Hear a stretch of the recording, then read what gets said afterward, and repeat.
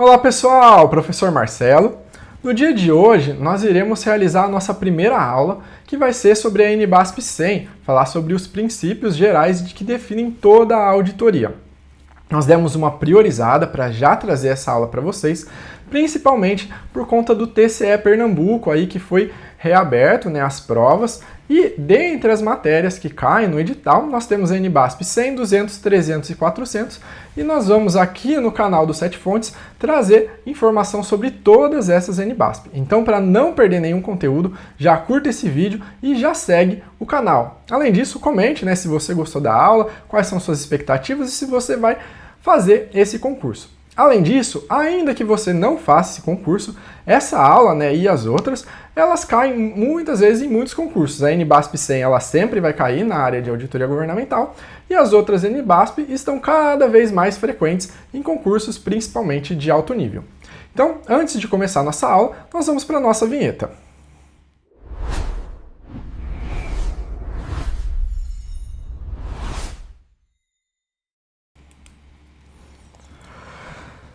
Então, iremos começar primeiro comentando sobre a ISAI 100. Antes de adentrar nos assuntos, é definido vários aspectos para a ISAI 100 e normalmente, quando ele é cobrado em prova, ele vem bem decorado aquilo que pode e que não pode, e esses que eu trouxe para vocês são os principais assuntos que são cobrados pela banca. Então, quando a gente fala de ISAI 100, nós vamos estar falando sobre os princípios fundamentais, que eles são aplicáveis a todos os trabalhos de auditoria. Aqui, conforme a gente vai ver, todos os trabalhos de auditoria são os 3 tipos de auditoria existentes: auditoria operacional, auditoria de conformidade e auditoria financeira. Então, independente da sua forma ou de seu contexto, sempre vamos seguir esses princípios. Temos também que as entidades fiscalizadoras superiores, essas entidades, normalmente a gente está falando exatamente do TCU, porém dentro até mesmo do próprio ISAI 100, ela comenta de que isso pode ser realizado por quem que vai realizar uma auditoria. Então, seja controle externo, seja controle interno, não só TCU, como também para Estado, para município, todos eles vão acabar seguindo o que é dito dentro da ISAI 100. Então, elas podem optar por compilar em um único documento normativo. Então, aqui é uma possibilidade de compilar em um único documento ou então em uma série de vários documentos sobre os princípios que vão ser seguidos. Entretanto, elas devem declarar quais normas elas aplicam na execução de suas auditorias, e essa declaração deve ser acessível para os usuários dos relatórios. Então, quando elas forem baseadas em várias fontes em conjuntos, também precisa ser declarado. Ela pode declarar que as normas que ela desenvolveu ou adotou, então ela pode criar novas normas, mas elas têm que ser, que são baseadas ou consistentes com os princípios da ISAI, apenas quando elas estão em conformidade com todos os princípios relevantes. Então ela pode tanto adotar as normas que já existem, quanto também desenvolver novas normas, porém precisa estar em conformidade com todas elas, não apenas com algumas. E por fim, as entidades também fiscalizadoras superiores, elas podem escolher adotar a ISAI como suas normas oficiais. E para isso, então, ele precisa cumprir com todas as ISAIs relevantes. Então aqui não é obrigação ele escolher a ISAI, ele pode escolher algum outro normativo, porém se ele disser que ele vai seguir aquilo que está dentro da ISAI, ele precisa cumprir com todas as ISAIs relevantes, ou seja, aquelas que eles vão usar durante a auditoria. Então, partindo aqui para a nossa questão, como eu disse, elas tendem a ser bem direto, bem um cara crachá, Por isso é importante saber o texto. Então ele fala, a ISAI 100 vai falar sobre os princípios fundamentais, até aqui ok, que regem a auditoria do setor público, então sim, a NBASP, ISAI 100 atualmente se chama NBASP, que são normas brasileiras de auditoria do setor público, então estamos falando sobre o setor público, correto? Fornecendo a base para as normas específicas de auditoria financeira, operacional e de conformidade, então são as 3 normas que estão lá. Depois ela ainda tem as outras, que vão ser ainda mais específicas, e ela é aplicável a todos os trabalhos de auditoria realizados pelas instituições superiores de controle ISC. Aqui ele usou o termo ISC, essa é a atualização mais recente, talvez comece a vir nas provas, mas a maioria das questões ainda trabalha com EFS, que são as entidades fiscalizadoras superiores, e a gente trouxe assim no nosso texto, mas foi apenas uma mudança na redação, dentro da nomenclatura. Todo o resto ele mantém o mesmo conteúdo, ok? Então a nossa questão, como a gente viu, ela segue aquilo que é dito, então ela está correta. Próxima questão, então, aqui ele vai falar, né, sobre as normas, entidades fiscalizadoras superiores, né, estamos em 2024, aquela é de 2026. Então, ele fala, analise os itens a seguir. Então, as EFS, elas podem optar por compilar em um único documento, em uma série ou em uma combinação. Então, aqui existe essa possibilidade, né, ela não é obrigada a colocar em um único documento, então está correto. As entidades fiscalizadoras superiores, elas devem declarar quais normas elas aplicam, e essa declaração precisa estar acessível para os usuários, aqui também está correto, a gente tem o deve, precisa estar acessível, e na aplicação da execução. E por fim, elas podem decidir adotar as diretrizes gerais de auditoria como suas normas oficiais. Então, estamos falando aqui das diretrizes, né, tanto da ISAI 100, mas a gente também viu que existe um POD, ainda que ele esteja falando de qualquer outra norma, né, é possível adotar ela como norma oficial, desde que, e no caso da NBASP, né, que adote todos os princípios que são relevantes. Então aqui temos como correto, letra E. Agora falando um pouco sobre a definição de auditoria. Então, só para poder pegar uma auditoria, falando de um modo um pouco mais informal, ela é quando uma pessoa externa, que não faz parte, decide avaliar algo que está sendo executado. Então, por exemplo, no caso de uma merenda escolar.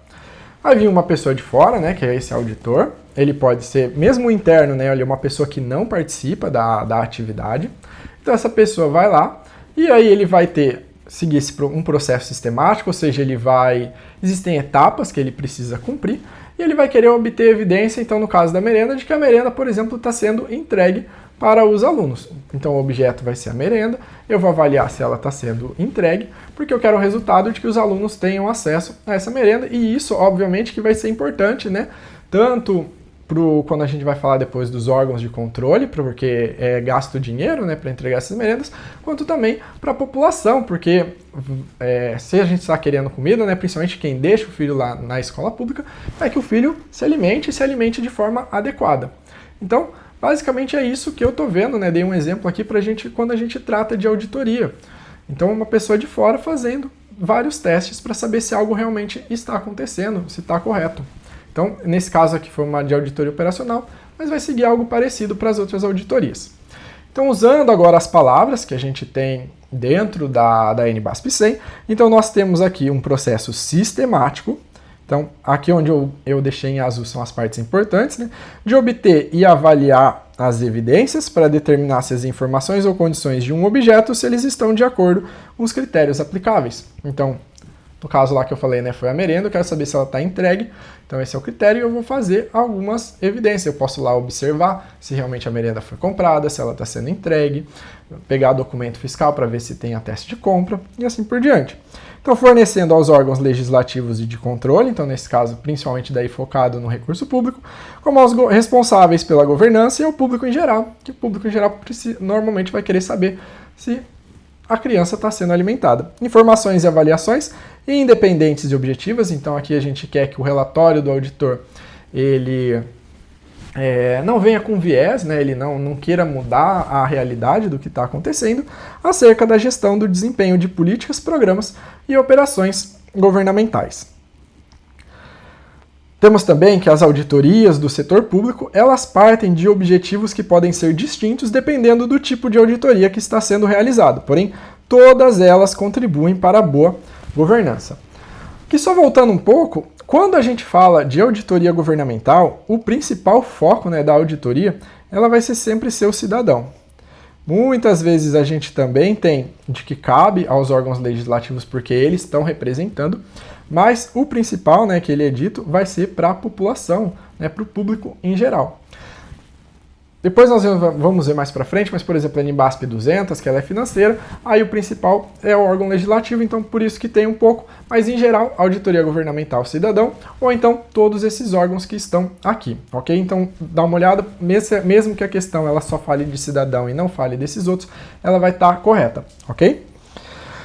Então, ela contribui com boa governança por quê? Então, elas vão fornecer aos usuários previstos, então os usuários previstos são esses que a gente comentou, os órgãos legislativos, de controle, governança e público em geral, informações objetivas e confiáveis, conclusões e opiniões baseadas em evidências suficientes e apropriadas relativas às entidades públicas. Então, tudo que a gente for fornecer dentro do trabalho de auditoria, ele precisa ser baseado em evidência. E aqui eu já vou adiantar um tema, depois a gente vai falar mais para frente, mas quando a gente está conversando de suficiente e apropriado, nós estamos falando que essas evidências, o suficiente é uma medida quantitativa e o apropriado é uma medida qualitativa. Então eu preciso ter provas, por assim dizer, né? As evidências são como se fossem provas, que elas realmente vão fazer com que o usuário entenda que aquilo realmente está acontecendo, né? Que não vai ter dúvidas sobre essas evidências. Elas também vão aperfeiçoar a accountability e transparência. Então, o accountability, deixa eu ver se eu acho um espaço aqui, ele é dividido em três pontos. Então, quando a gente fala de accountability, nós estamos falando de transparência.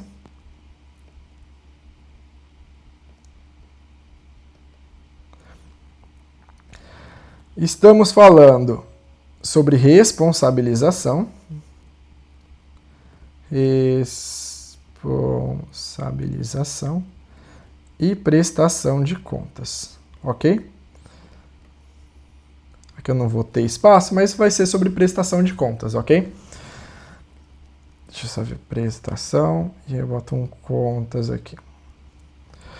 Então, a accountability tem essas três definições. Normalmente também quando é cobrado, quase sempre quais são elas e não detalhes sobre cada uma. Mas basicamente, só para também a gente já acelerar, a transparência precisa estar demonstrado, né? A gente fala daí principalmente de transparência ativa, mas também tem a transparência passiva, que é você ter acesso às informações.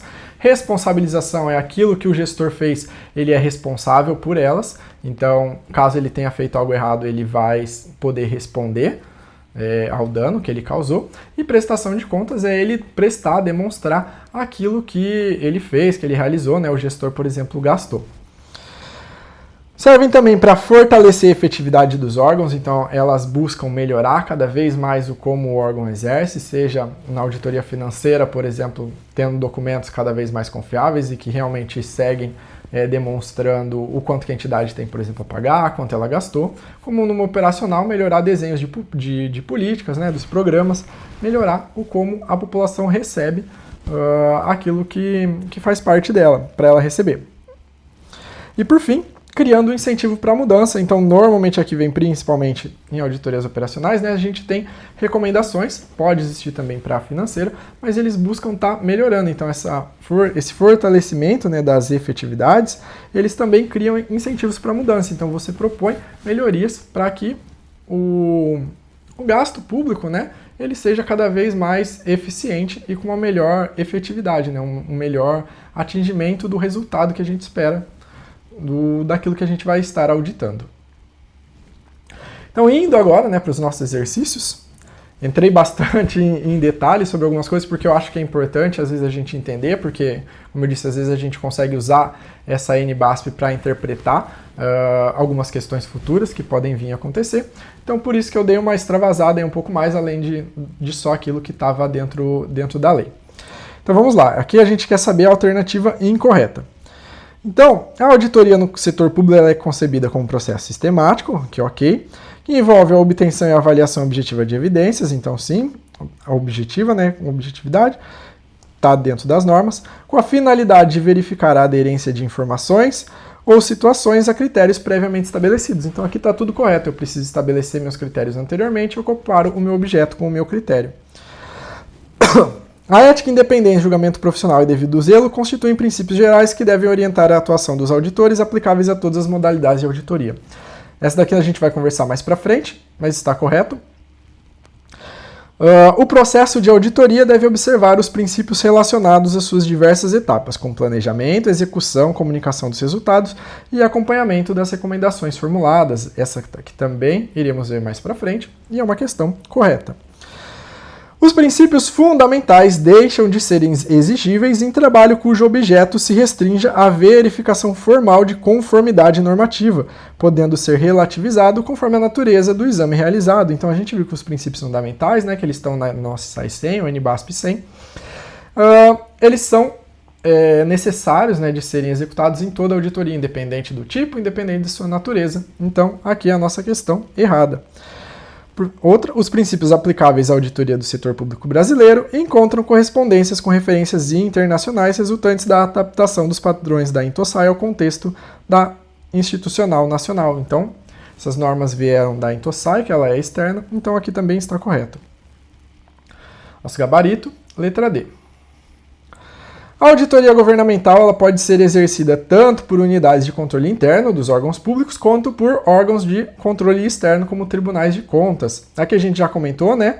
É utilizado dentro da NBASP o termo EFS, que a gente poderia ligar principalmente ao TCU, mas é dito de que pode ser para qualquer área, né? Tanto aquelas que fazem a auditoria de um controle interno quanto controle externo. Então aqui nossa questão está correta. Além das normas de auditoria editadas pelo Conselho Federal de Contabilidade, a atividade de auditoria governamental é regulada pelas normas brasileiras de auditoria do setor público, a NBASP. Sendo assim, à luz da NBASP número 100, nós temos que a auditoria do setor público ela pode ser descrita como um processo sistemático, são as palavras lá que a gente precisa, então vamos seguir elas, de obter e avaliar objetivamente as evidências, para determinar se as informações ou as condições reais, né, de um objeto, então estou falando aqui de reais, elas estão de acordo com os critérios aplicáveis. Então, esses são os critérios que eu vou aplicar. Então, aqui sobra para a gente, letra B. Agora falando um pouco sobre os tipos de auditoria do setor público. Então, a auditoria financeira, ela vai então falar sobre informação financeira e vai ser apresentada em conformidade com a estrutura de relatório financeiro e o marco regulatório aplicável. Então, quase sempre, quando a gente vai falando de auditoria financeira, ele vai usar essas informações. Além disso, a opinião, que a gente vai ver que é lá na parte da conclusão, lá no final do relatório, ele vai emitir uma opinião quanto a as informações, né, quanto a elas estarem livres de distorções relevantes devido a fraude ou erro. Então, independente de como ocorra a distorção, o auditor, então, ele vai buscar, né, verificar se as informações apresentadas estão livres de erros devido à fraude ou erro. A auditoria operacional, então, nós estamos falando de intervenções, programas e instituições. Estamos falando também sobre estar em conformidade com o princípio de economicidade, eficiência e efetividade. Aqui, cada vez mais as bancas vêm tentando tirar, né, porque quando a gente usa esses termos, o pessoal já liga facilmente com a auditoria operacional, mas ainda assim, entrou esse termo, você já sabe sobre aquilo que está falando. Se há espaço para aperfeiçoamento, então, principalmente porque a auditoria operacional vai buscar trabalhar com recomendações. Então, os aperfeiçoamentos eles dão por recomendações. O desempenho é examinado segundo critérios adequados e as causas desses desvios e desses critérios ou outros problemas são analisados. O objetivo é responder a questões chaves de auditoria e apresentar recomendações para aperfeiçoamento. Então, como eu disse, esse espaço para aperfeiçoamento ele via recomendação. Então, aqui na auditoria operacional, normalmente, tá bom?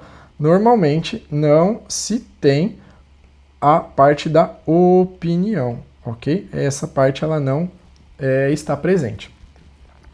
A auditoria de conformidade, então, ela foca em determinar se um particular objeto ele está em conformidade com normas identificadas como critérios. A auditoria de conformidade é realizada para avaliar transações financeiras, informações cumprem todos os aspectos relevantes às normas que regem a entidade. Elas podem incluir regras, leis, regulamentos, resoluções, políticas, códigos estabelecidos, acordos ou os princípios gerais. Então, veja aqui que quando a gente fala de auditoria de conformidade, né, eu posso trabalhar tanto com informação financeira quanto informação que seria visto numa auditoria operacional, mas eles seguem não só leis, como também acordos e princípios que são algo que a gente pode dizer que eles são mais informais. Então, mas mesmo assim, se a entidade diz que segue ele, a auditoria de conformidade pode verificar. Indo então para a questão, vamos lá. Sobre os tipos de auditoria, né, analise as assertivas e assinale a alternativa que aponta a correta. A auditoria financeira tem como principal objetivo responder questões chaves de auditoria e apresentar recomendações para aperfeiçoamento. Então aqui nós estamos falando da nossa auditoria operacional, ok? Quem vai fazer normalmente recomendação é a operacional, e quando eu falo também de questão chave, é porque o auditor na auditoria operacional, normalmente é ele que define o objeto, baseado na relevância, então ele trata isso, né, como uma questão chave, e ele também vai definir o critério que ele vai estar utilizando. Número 2. A auditoria operacional, ela foca em determinar se intervenções, programas e instituições, aqui está correto aquilo que a gente viu que é o que a auditoria operacional vai estar focando, se eles estão operando em conformidade com os princípios, beleza, economicidade, eficiência e efetividade. Letra 2 está correto. Número 3, a auditoria de conformidade é realizada para avaliar se atividades, transações financeiras e informações cumprem em todos os aspectos relevantes as normas que regem a entidade auditada. Então aqui a gente já tem, né, que a atividade seria operacional, transação financeira seria a auditoria financeira, a auditoria de conformidade é a que pode fazer as duas. As duas é só pela auditoria de conformidade. Então aqui já seria o primeiro passo que eu tenho, que a resposta está correta, né, que é a auditoria de conformidade. Mas ainda assim, que ele só falasse sobre transação financeira, quando eu digo que elas vão estar cumprindo em todos os aspectos relevantes as normas, então aqui eu estou falando de norma, só voltando aqui para nossa aula, a da auditoria financeira, então, ele vai falar, ele precisa estar em conformidade com o quê? Com a estrutura de relatório e o marco regulatório aplicável. Quando eu estou falando de normas, aí eu estou falando da minha auditoria de conformidade, ok? Então, essa daqui também está correta. 2 e 3 correta. Resposta, letra D. Tratando agora sobre os elementos de auditoria. Então, quando a gente vai realizar uma auditoria, o objetivo dela, né, vai ser primeiramente aumentar a confiança dos usuários previstos. Então aqui é um dos objetivos da nossa realização da auditoria. Fornecendo informações e avaliações independentes e objetivas a respeito de desvios dos padrões aceitos ou dos princípios de boa governança. Então, além disso, toda a auditoria ela vai ter as 3 partes, que a gente fala que são as pessoas que vão aparecer, né, na auditoria em si. Os critérios para avaliar o objeto, então o critério, eu vou sempre ter que ter algum critério para avaliar um objeto, então o objeto aparece, mas sendo avaliado, e também a informação dessa avaliação do objeto. Então depois que eu avalio ele, eu tenho uma informação resultante. Então, temos 5 partes no total. São 5 elementos, as pessoas e aquilo que vai ser visto. Então, na parte das pessoas, a gente tem o auditor, então vai ser o titular da unidade de auditoria governamental, e a pessoa que é delegada da tarefa de conduzir a auditoria. Então, auditor basicamente é aqui a pessoa que vai estar conduzindo a auditoria. A parte responsável, então elas podem, na auditoria do setor público, as principais responsabilidades são determinadas pelo ordenamento constitucional legal. As partes responsáveis, elas podem ser responsáveis pela elaboração da informação sobre o objeto, pela gestão do objeto ou por atender recomendações acerca do objeto, e podem ser pessoas ou organizações. Então aqui, o principal é que normalmente, tá bom? Vai ser a pessoa que está responsável aí pela gestão, seja do objeto ou seja da entidade, e podem ser aqui pessoas ou organizações que a gente vai estar falando. Então é aquela pessoa que vai ter a responsabilidade, né, na auditoria, é a pessoa que realmente executa, por exemplo, o objeto, que tem o dever de prestar informação sobre esse objeto. E os usuários previstos, então, é para quem que o auditor vai estar elaborando o relatório.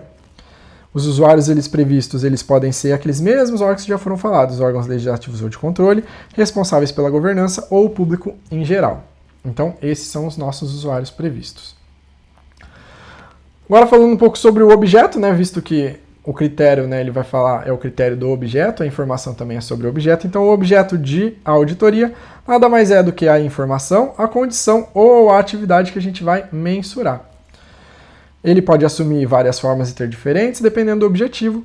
Aqui, quando as questões cobrem então um pouco de definição sobre o objeto, normalmente elas querem vir nesse ponto aqui, que um objeto de auditoria apropriado, ele precisa ser identificável, ou seja, as pessoas precisam saber quem é, né, quem vai estar lendo o relatório, né, ele precisa que identifique o objeto que você vai estar avaliando, e ele também precisa ser passível de avaliação ou de mensuração consistente.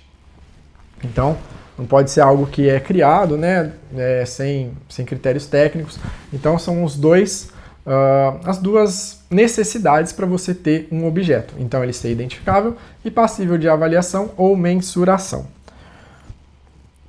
De modo que possa ser submetido a procedimentos para obtenção de evidência de auditoria suficiente e apropriada para fundamentar a opinião ou a conclusão da auditoria. Os critérios, então, são as referências usadas para avaliar o objeto. Cada auditoria precisa ter critérios adequados às circunstâncias naquela auditoria.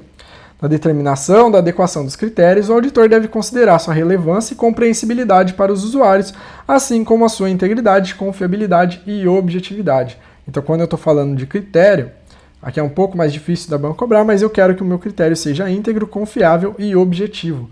Então, não ter aquela subjetividade. Será que numa hora o objeto precisa seguir um determinado padrão, no outro ele não precisa? Isso seria algo que não é objetivo, né, e nem confiável quando os usuários estão vendo que cada hora muda aquilo que você se baseia em informação.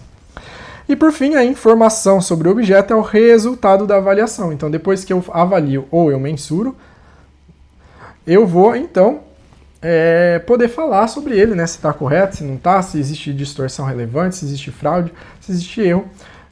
Então, ele pode assumir várias formas e ter diferentes características dependendo do objetivo e do escopo da auditoria. Então, entrando agora em como é cobrado nas questões, a auditoria no setor público é um processo essencial para a transparência e boa governança, envolvendo as 3 partes fundamentais que interagem. Considerando a responsabilidade de cada uma dessas partes, assinale a alternativa correta. Então, aqui, só para a gente lembrar, né, nós temos como as partes, então são as pessoas que vão estar envolvidas, que é o auditor, é a parte responsável,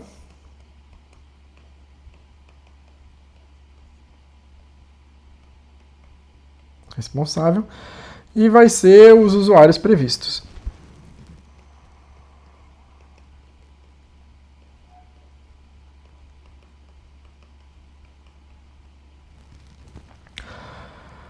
Então, o auditor no setor público, ele é o responsável final pela execução dos programas públicos. Então, aqui está errado, tá bom? Como eu comentei logo no começo, o auditor ele não executa nada, ele vai simplesmente avaliar e verificar.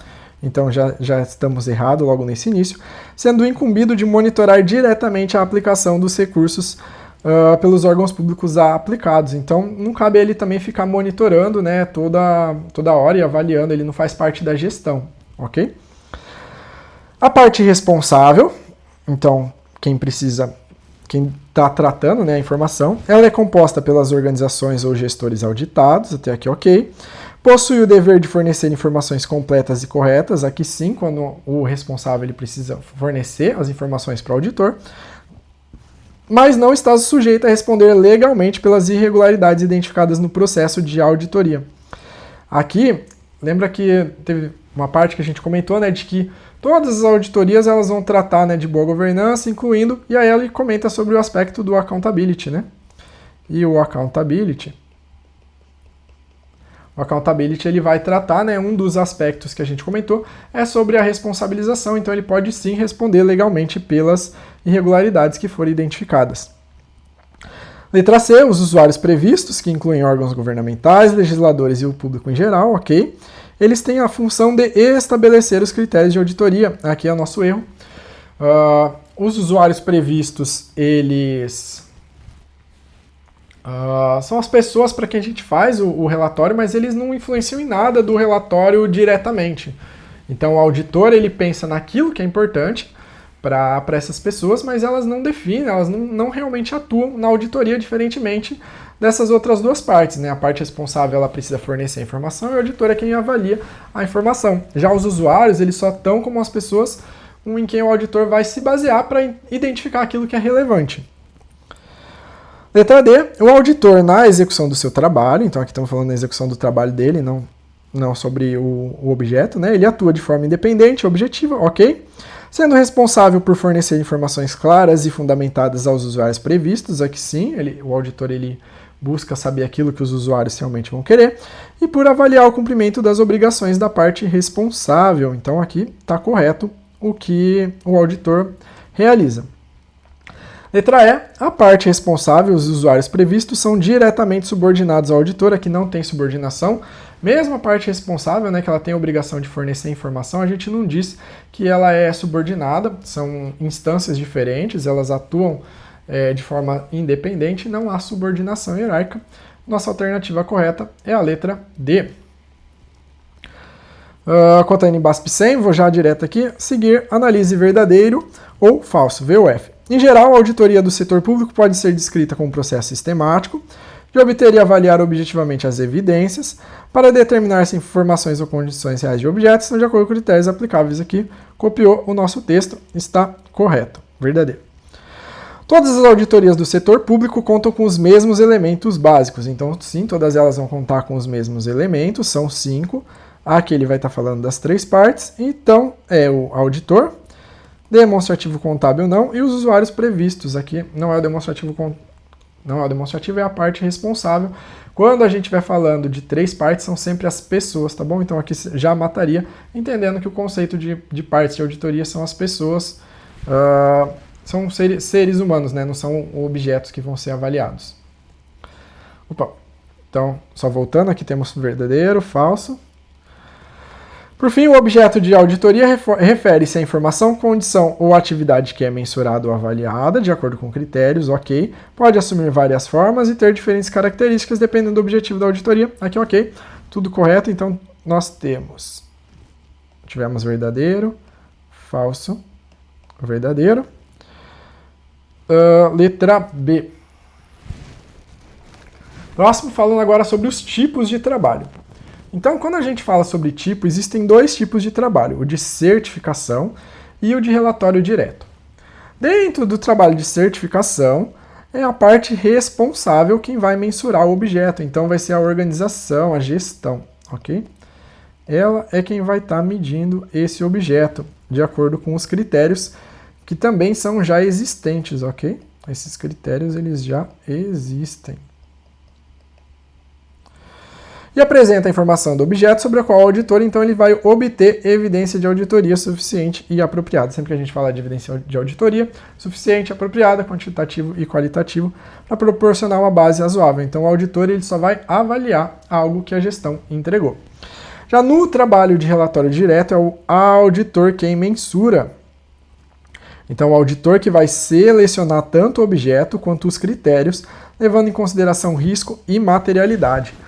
Quando o auditor ele avalia, ele seleciona, né, os critérios, ele pode selecionar, não existe assim, algo tão específico, ele é um pouco mais subjetivo e demanda mais tempo, né, do auditor. Ele pode até mesmo utilizar boas práticas de outros órgãos que ele já viu, né, ou até mesmo de setor privado. Então pode ser usado boas práticas, pode ser usado normas. Ele é quem vai estar decidindo e pode até mesmo ele criar algum critério. O resultado, então, da mensuração do objeto de acordo com os critérios é apresentado no relatório de auditoria na forma de achados, conclusões, recomendações ou de uma opinião. Então, aqui nós temos de várias formas, né, que a gente pode. A auditoria do objeto pode também proporcionar novas informações, análises ou novas perspectivas. O que a gente tem? A auditoria financeira é sempre trabalho de certificação, porque na financeira você vai avaliar a documentação financeira, né, aquela informação financeira que a entidade traz. Então, se a entidade traz a informação, ela é quem está sendo responsável por mensurar o objeto. Então, a auditoria financeira é sempre trabalho de certificação. Operacional, normalmente, ok? Quase sempre, ela vai ser relatório direto. Então, aqui não é obrigatório, mas basicamente, quase sempre, normalmente, ela é relatório direto. Porque quem vai estar avaliando, né, esse objeto, quem vai estar decidindo é o auditor. E por fim, as auditorias de conformidade podem ser trabalho de certificação, relatório direto ou ambos ao mesmo tempo.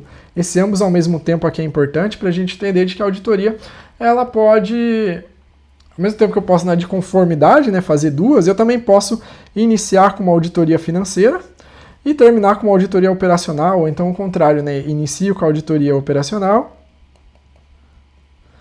e depois termino a minha auditoria fazendo uma auditoria financeira. Então é possível sim, dentro de um trabalho, eu fazer os dois escopos, os dois tipos de trabalho. Então vamos lá. Em um trabalho de controle externo, para tanto avaliou uma parte dos registros contábeis e a partir das análises emitiu uma opinião sobre as demonstrações contábeis em conjunto. Então vamos lá. Ele vai verificar a integridade e a conformidade das demonstrações contábeis. Então aqui nós estamos falando de uma informação financeira. Ele avaliou aqui os registros contábeis, que também é informação financeira, e emitiu então uma opinião. Emissão de opinião, a gente está falando daquele nosso trabalho de certificação. Então já sabemos que não é operacional.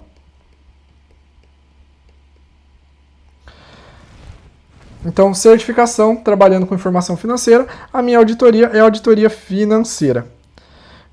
Então, vamos lá. De inspeção, relatório direto, certificação, sim. Toda auditoria financeira ela é de certificação. Então, aqui está o nosso correto. Não é operacional e nem circularização. Resposta correta, letra C.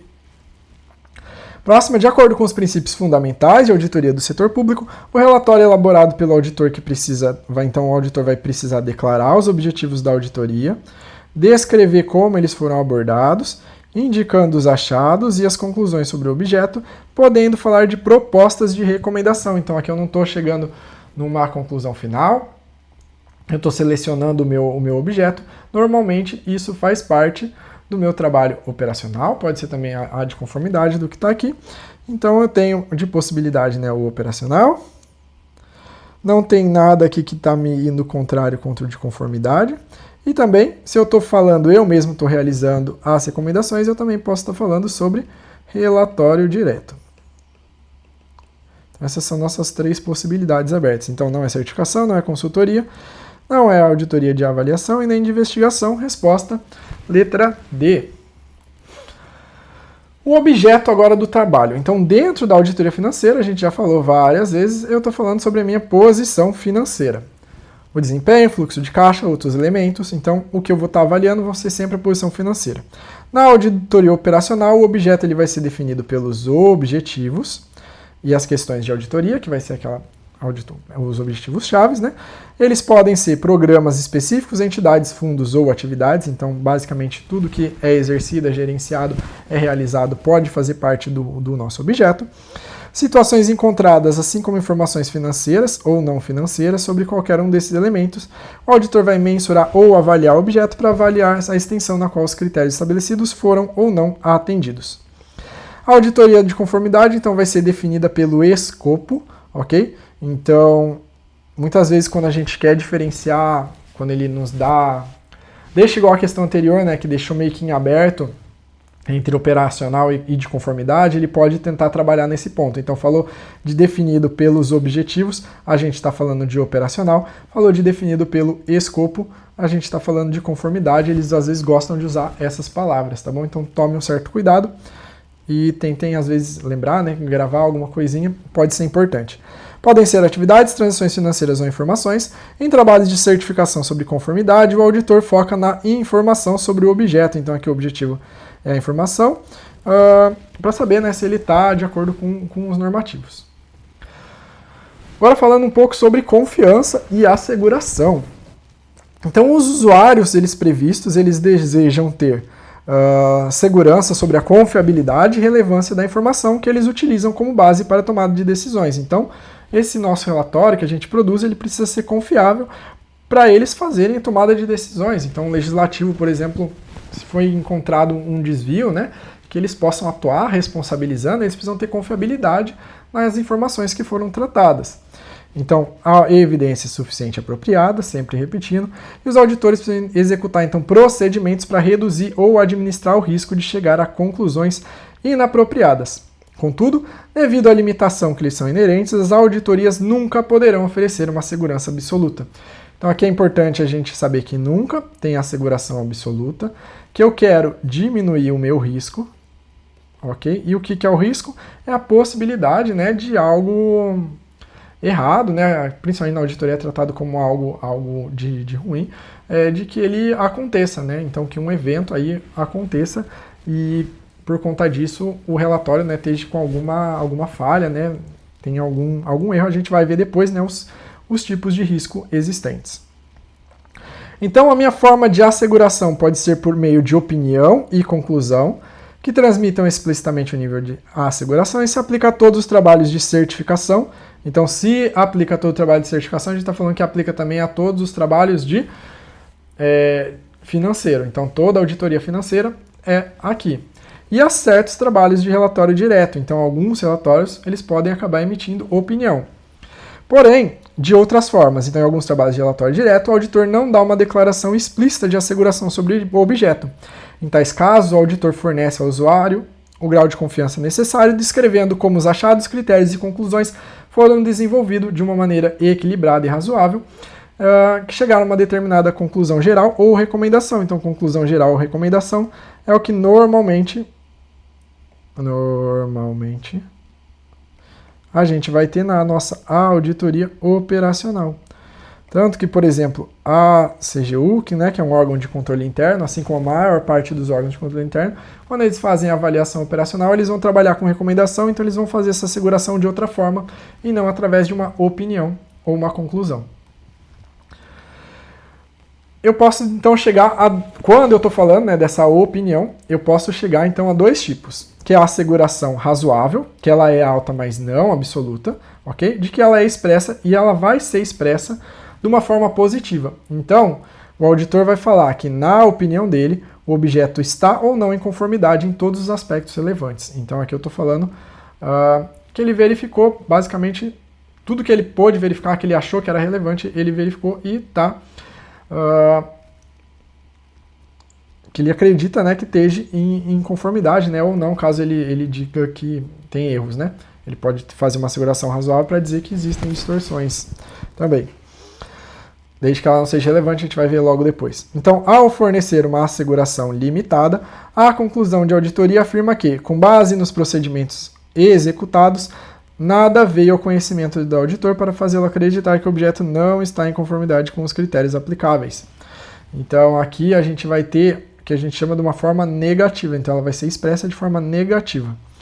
Os procedimentos eles são limitados em comparação com os que são necessários para obter uma asseguração razoável. Então, aqui, normalmente, a gente vai ter uma limitação dentro da nossa auditoria, alguma informação que o auditor não conseguiu verificar. Mesmo assim, é esperado que o nível de asseguração ele seja significativo para os usuários previstos. Okay? Então, se ele não for significativo, normalmente significa que não existe relevância, que realmente se teve uma limitação grande e vai ter uma abstenção de opinião, a gente vai ver logo mais para frente. Vamos primeiro resolver uma questão. Então, considerando o previsto das normas técnicas e profissionais que regem o trabalho de auditoria, é correto afirmar sobre o risco de auditoria que uma auditoria tem por objetivo fornecer a absoluta certeza. Então, jamais temos absoluta certeza, sempre vai existir um risco. O risco de controle, então aqui deixa eu só passar por cima, para a gente entender. Esses riscos são trabalhados em outra aula, mas já que caiu aqui dentro da questão, eu vou ter o risco meu de auditoria, que é o risco de que o meu relatório ele não esteja correto. Normalmente, esse risco, só existe uma preocupação no risco de auditoria no caso do auditor ele disser que está em conformidade, quando na verdade ele não está. O contrário, ele é trabalhado como algo muito difícil de acontecer e com pouca relevância. Então, quando a gente fala de risco de auditoria, é só essa primeira situação. Risco de controle, então eu vou estar falando sobre os controles existentes. Então, dentro de um processo ou dentro de uma informação existem alguns controles para que a informação esteja correta. Então, eu vou ter que avaliar como que está sendo o controle da atividade. O risco inerente, eu vou estar falando do meu processo em si. Então, como que o processo se ele apresenta riscos ou não antes de eu avaliar o controle. E aí eu tenho o risco de distorção relevante, que ele é uma soma tá bom? Do risco de controle com o risco inerente. E também tem daí o risco de detecção, que é o risco do auditor não identificar, né, não encontrar uma distorção relevante quando ela vai existir por conta dos critérios aí que ele vai aplicar, dos procedimentos. Então, o risco de controle envolve a análise de probabilidade e magnitude da distorção devido às características particulares da classe de transações. Então, as características da classe, a gente vai estar falando normalmente do risco inerente, que não é o controle propriamente dito. Em uma auditoria de asseguração limitada, o risco aceitável de não conformidade com critérios é maior do que uma auditoria de asseguração razoável. Então, aqui é a nossa resposta. Então, na asseguração limitada, né, como eu tive alguma limitação, eu tenho um risco maior. Então, esse risco que eu estou aceitando, ele é maior do que de uma auditoria de asseguração razoável. Então, essa aqui é a nossa correta. Risco inerente envolve a análise da efetividade operacional dos controles. Então, aqui ele inverteu, né? Esse aqui é o nosso risco de controle. E quanto menor a percepção de risco pelo auditor, maior deve ser a extensão dos procedimentos. Aqui é o contrário. Quanto menor a percepção de risco, ele pode diminuir os procedimentos a serem adotados. Nunca vai também ser nulo, mas ele pode diminuir. Gabarito, letra C. Vamos agora para os princípios, que são os princípios gerais, né? A gente trabalhou em vários princípios fundamentais, aqui a gente está falando de princípios gerais e os princípios relacionados, então, ao processo de trabalho. Então, os princípios detalhados a seguir, eles são fundamentais para a condução de uma auditoria, e a auditoria é um processo cumulativo e iterativo, ou seja, eu vou sempre aumentando as informações que eu vou tendo. Então, no planejamento eu começo com um montante, aí vai aumentando durante a execução, então ele é cumulativo e também iterativo, ou seja, eu volto muitas vezes, principalmente na questão do planejamento, vocês vão ver que o planejamento volta, porque quanto mais conhecimento eu tenho, mais o meu risco, a minha percepção sobre a unidade muda. E então, para isso, eu tenho que alterar também o planejamento e as atividades que eu necessito fazer. Então, nós vamos daí tratar ponto a ponto sobre esses princípios aqui. Então, ética e independência. Os auditores devem cumprir exigências éticas relevantes e serem independentes. Quando eu falo de princípios éticos, eles precisam estar incorporados ao comportamento profissional. E quando eu estou falando de independente, eles precisam manter-se independentes de modo que seus relatórios sejam imparciais e assim sejam vistos pelos usuários previstos. Então, não basta só o auditor ser independente, mas ele precisa parecer independente. Então, existe uma frase, né, antiga, né, de que a mulher de César, né, não basta só ser fiel, precisa aparecer. Então, é a mesma coisa. Não basta só o auditor ele ser independente, como ele precisa aparecer. Se algo pode afetar a imagem dele, ainda que não afete realmente, né, de forma concreta, mas se parece, ele normalmente vai precisar realizar alguma coisa, ou até mesmo se abster do trabalho para poder garantir essa independência. Então vamos lá. Qual das alternativas abaixo está incorreta? Ok, estamos falando aqui de SAI 1, é outra declaração, mas como eu disse muitas vezes, os princípios adotados aqui, eles vão nos ajudar a resolver a questão. Então, a auditoria governamental deve ser independente e objetiva, ok? Realizando suas atividades sem interferência externa e com imparcialidade. Tudo certo. A auditoria governamental deve ser conduzida de acordo com princípios e padrões profissionais, ok? Com base na legalidade e transparência, então princípios aí positivos para a gente estar seguindo. A auditoria governamental deve priorizar a conformidade com leis, então esse priorizar já é um pouco, não necessariamente, né? Vai variar conforme a minha auditoria. Então, se eu estou falando de auditoria de conformidade, sim, mas a auditoria governamental ela tem os 3 tipos de auditoria, né? E preterindo eficácia ou a eficiência das políticas públicas, então aqui está errado. Letra D, a auditoria governamental deve ser orientada para a prestação de contas, fornecendo informações úteis à sociedade e aos gestores públicos. Aqui está correto. Aqui só para a gente voltar, por exemplo, dentro de uma auditoria operacional, pode acabar acontecendo de que para eu buscar, né, uma eficiência ou uma eficácia da política pública, você venha querer dizer de que precisa, né, ser alterado até mesmo, por exemplo, leis, né, seja portaria ou a própria lei, você vir com recomendações para melhorar essa lei, então não necessariamente precisa estar conforme. Então não existe essa priorização da lei, principalmente até quando eu falo de operacional, eu posso trabalhar para melhorar a lei, né? Então a auditoria governamental não tem. A priorização normalmente vem devido a cada tipo de trabalho que vai ser executado. Assinale a opção correta com base nos dispostos da nossa auditoria. Então, não há relação entre a avaliação de risco e escolha dos procedimentos de auditoria. Aqui está errado, então a gente vai ver depois mais para frente, mas quanto maior o meu risco, mais eu preciso de procedimentos e mais eu vou ter que escolher procedimentos aí que tenham uma qualidade, né, uma asseguração melhor. O conceito de independência compreende independência de pensamento e de aparência, que é aquilo que a gente falou, de modo que as ameaças devem ser identificadas, avaliadas e tratadas. Então aqui é a nossa questão já correta. O objetivo do auditor é fornecer a asseguração absoluta, já falamos que não existe. A independência do auditor é desejável, mas não obrigatória, que sim, é um princípio, se é um princípio ele precisa ser seguido. O ceticismo profissional é atributo apenas do sócio encarregado, não sendo requisito para a equipe. Aqui também está errado, todos aqueles nossos princípios, eles servem para toda a equipe de auditoria, todo mundo que vai realizar a auditoria. Gabarito, letra B. Vamos agora para julgamento, devido zelo e ceticismo profissional. Então, os auditores, eles devem manter comportamento profissional apropriado, aplicando ceticismo profissional e julgamento profissional, exercendo devido zelo ao longo de toda a auditoria. O princípio geral normalmente já é relativo a toda a auditoria, aqui a gente só tem uma confirmação pelos normativos. A atitude do auditor, então, ele precisa ser caracterizada de ceticismo e julgamento quando eu tomo decisão. Então, se alguém falar sobre decisão, uma questão estiver falando sobre decisão, qual é o princípio, vamos estar falando de ceticismo ou de julgamento sobre o curso de ação apropriado. Os auditores devem fornecer o devido zelo para assegurar que o comportamento profissional seja apropriado. Então, o devido zelo é de comportamento. Então, vamos lá. Agora as palavras. Ceticismo profissional. Então, nós vamos usar distanciamento profissional, atitude alerta questionadora e mente aberta e receptiva a todos os pontos de vista e argumentos. Então, normalmente a banca vai querer usar alguma dessas palavras. Julgamento profissional, a gente está falando de aplicação de conhecimentos, habilidades e experiência. Então, aquele é bem diferente, né, do ceticismo. Eu vou estar utilizando conhecimentos que eu tenho. E devido zelo é uma atuação de maneira diligente. Eles gostam bastante dessa palavra diligente quando eles querem cobrar devido zelo. E também de evitar condutas que possam desacreditar seu trabalho. Aqui, dependendo de como vir o contexto, eles podem muitas vezes acabar confundindo com independência. Então, a banca normalmente vai acabar querendo usar essa palavra da maneira diligente para tratar devido zelo.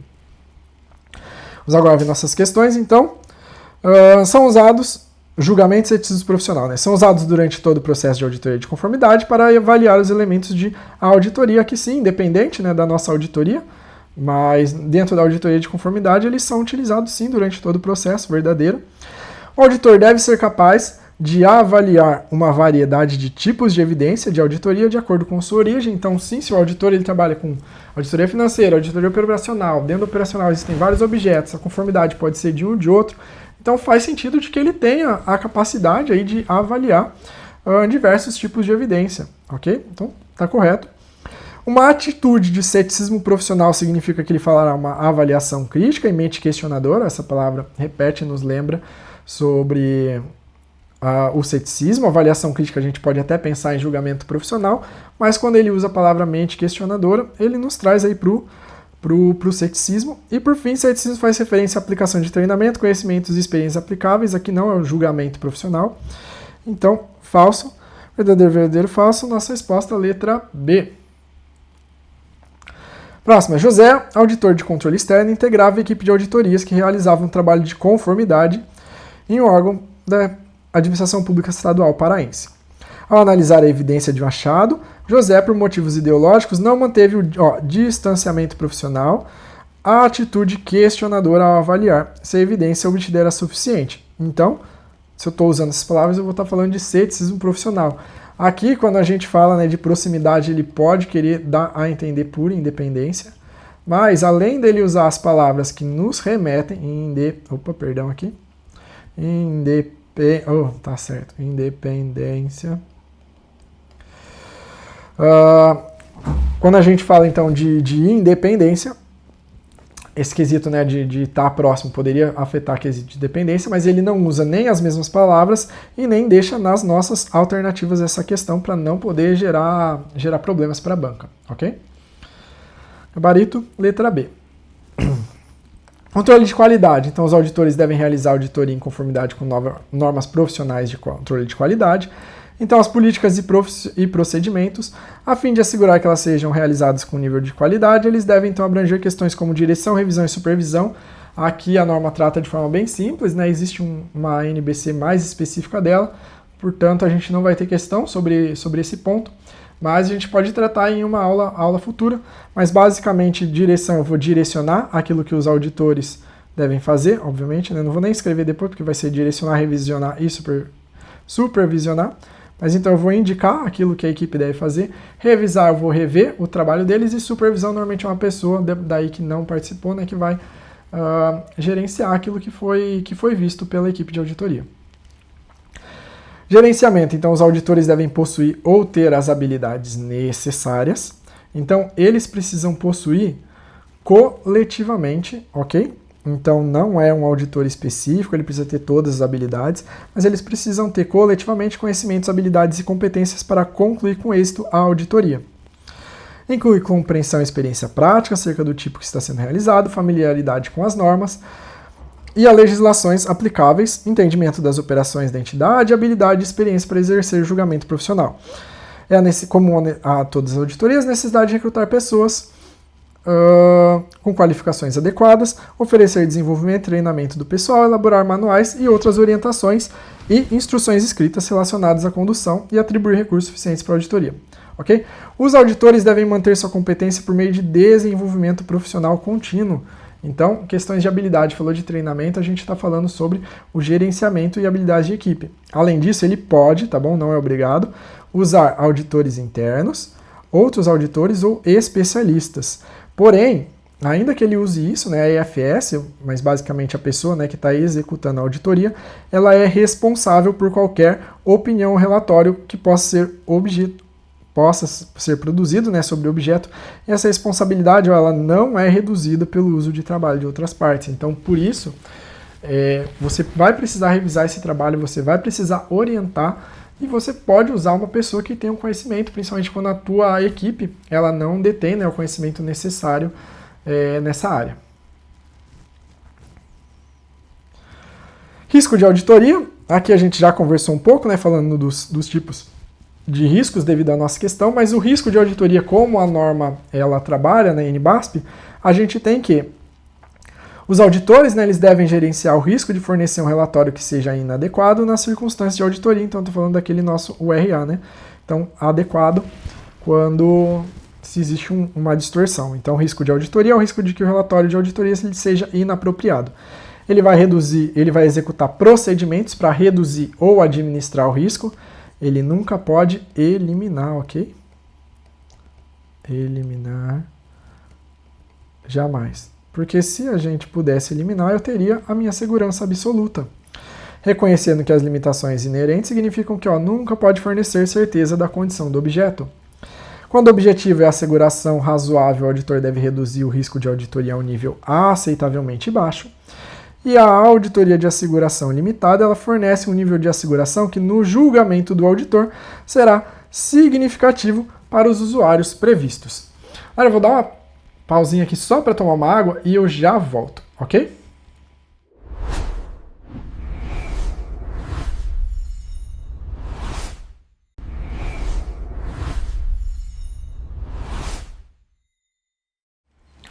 Olá pessoal, vamos voltar, tive que parar aí para tomar um pouco de água, que aqui em Manaus o calor está bem grande, já tínhamos mais aí de 45 minutos de aula, então precisei dar uma pausa, mas vamos retornar agora para as nossas questões, né, o nosso estudo. Então terminamos aqui falando sobre o risco de auditoria. Vamos agora então tratar sobre as questões relacionadas ao risco.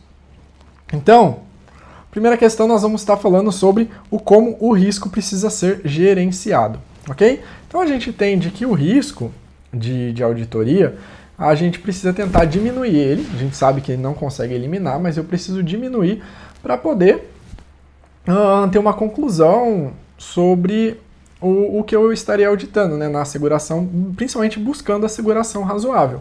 Nem sempre vamos conseguir ela, mas esse é o objetivo na hora do planejamento. Então, ele precisa ser gerenciado após a obtenção de evidências suficientes para emitir uma opinião, aqui não. Ele é um princípio geral, o risco de auditoria. Então, como ele é um princípio geral, ele aplicável de forma geral, ou seja, para todas as etapas de auditoria. As etapas de auditoria incluem planejamento, execução e o relatório e monitoramento. A gente vai ver também que essa etapa de gerenciamento de risco, ela faz parte da etapa de planejamento, mas obviamente que por ele ser um princípio, né, essa análise do risco, ela vai acabar sendo usada em todas as áreas. Então não é só após essa obtenção de evidências que eu tenho que gerenciar meu risco. Letra B, exclusivamente quando o auditor puder emitir um relatório de opinião não modificada, aqui não, né, visto que ele é um princípio geral, ou seja, ele vai estar desde o planejamento. Eu vou pensar nela desde antes de eu saber como que é esse meu relatório, se ele vai ser de uma opinião não modificada ou não. Então, esse gerenciamento, né, desse risco, ele precisa ser gerenciado desde o início. Letra C, independentemente das circunstâncias de auditoria, aqui eu vou deixar sem a gente falar só para poder mostrar um ponto da norma. Letra D, tanto no nível de asseguração razoável quanto no limitado. Aqui sim, independente, né, do nível de asseguração que eu chegue no final, eu preciso gerenciar esse meu risco desde o início. O objetivo, como eu falei, é que a gente planeje auditorias para conseguir uma asseguração razoável, mas caso chegue, né, na asseguração limitada, onde a gente vai ter o risco, vai ter uma resposta de quando eu tiver uma limitação, de como eu fazer, eu também tenho que estar gerenciando para dar uma asseguração limitada. Então aqui é a nossa letra correta. Letra E, tão somente nos casos em que for definido no escopo do trabalho. Aqui não, princípio geral, a gente precisa utilizar em todas as auditorias, independente daquilo que está escrito no escopo. Gabarito letra D. Vou aqui agora passar para o normativo. Então, a NBASP, ela diz o seguinte: os auditores devem gerenciar os riscos de fornecer um relatório que seja inadequado nas circunstâncias da auditoria. O que isso significa? Então, que nas circunstâncias da auditoria, significa independente do tipo de auditoria que eu vou estar fazendo, então se é uma auditoria financeira, uma auditoria operacional, uma auditoria de conformidade, eu preciso gerenciar esse meu risco para que eu não faça um relatório inadequado, né? Que eu vou estar tratando aquele do nosso risco de auditoria, que é fazer um relatório inadequado, independente do trabalho que eu esteja fazendo. Então, basicamente, com o normativo, é isso que o normativo está querendo dizer. Na hora que eu leio a questão, eu vejo que este risco, né, o risco de auditoria, ele precisa ser gerenciado como? Independentemente das circunstâncias da auditoria. Como eu não tenho esse contexto, né, e se eu falo que um risco ele precisa ser gerenciado independentemente das circunstâncias da auditoria, ele está correto, porque não importa qual que é a auditoria que eu estou fazendo, não importa qual é a circunstância que a auditoria esteja chegando, se eu estou indo para um relatório razoável, se está por limitado, se aconteceu alguma limitação na minha auditoria, eu estou precisando gerenciar esse risco. Então, ele deu como errado por conta dessa palavra do independentemente, visto que aqui ele fala nas circunstâncias da auditoria, mas para mim, visto que não existe esse contexto inicial aqui, a questão em teoria estaria correta. A letra C, na minha visão, está correta e deveria ter sido anulada. Porque a letra D, né, não temos dúvida, né, que ela está correta, mas eu não gosto do texto como foi a FGV decidiu atuar nesse caso aqui. Então estou te passando a minha visão, mas a resposta da banca foi a letra D. Agora vamos para a materialidade. Então, os auditores eles devem considerar a materialidade durante todo o processo de auditoria, mais um princípio geral, então durante todo o processo de auditoria. A materialidade é relevante em todas as auditorias. Uma questão ela pode ser julgada materialmente significativa se o seu conhecimento é suscetível de influenciar as decisões dos usuários previstos. Então, vai ser material aquilo que for relevante para os usuários previstos.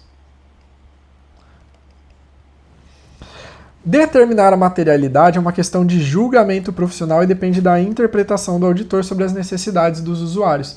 Então, aqui a gente tem qual o princípio, né, que é importante a gente ter noção, que vai ser esse conhecimento, essa habilidade que o auditor tem. Então, o julgamento profissional é a habilidade, é o conhecimento, é a experiência, e vai depender, então, da interpretação. Então, querendo ou não, a materialidade, dentre os aspectos que a gente tem, ele é um pouco subjetivo. É um objetivo dentro da auditoria ser o mais objetivo possível, porém dentro da definição daquilo que é material, ele vai ser subjetivo, ou seja, ele vai variar conforme o auditor que estará fazendo a auditoria, porém, obviamente que ele daí no relatório precisa demonstrar, né, o porquê que foi escolhido, citar o escolhido definir aquilo que é relevante ou não, mas ele é um aspecto de que a definição ele é um pouco mais subjetiva dentre todos os nossos aspectos. Ela pode ser considerada em termos de valor, mas também de aspectos quantitativos quanto qualitativos.